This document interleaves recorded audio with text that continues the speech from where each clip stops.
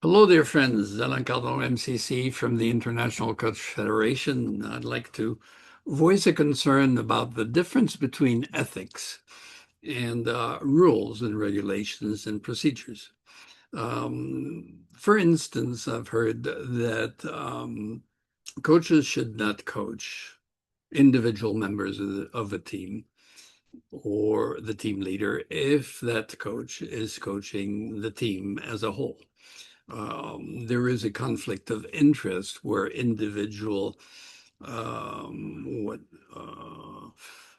goals may be contradictory to team goals, or team goals may not be the ones that fit a given individual. So the coach would be put in a situation of conflict of interest. Is he favoring the team? Is he favoring the individual? Who is the real client if he coaches both? Who is the primary client? Now, if you make a rule, it is not called ethics anymore. If you say you cannot do both, that is not ethics. That is a regulation. That is a procedure. That is not ethics.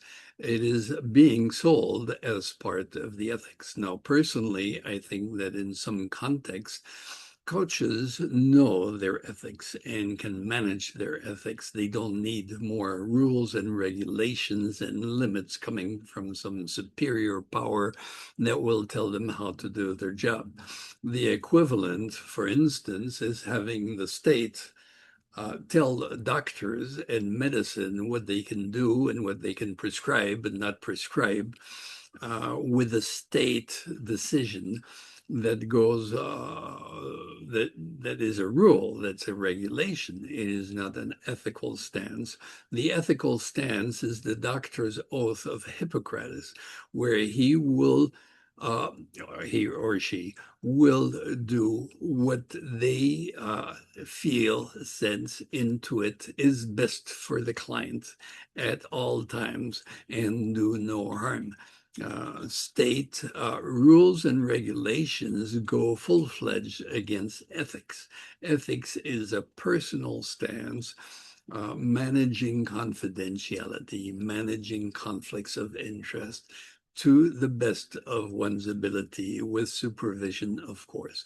But rules and regulations that are sold as being ethics, that is a power play by institutions that want to control, that want to make a hierarchy, that want to make rules and regulations.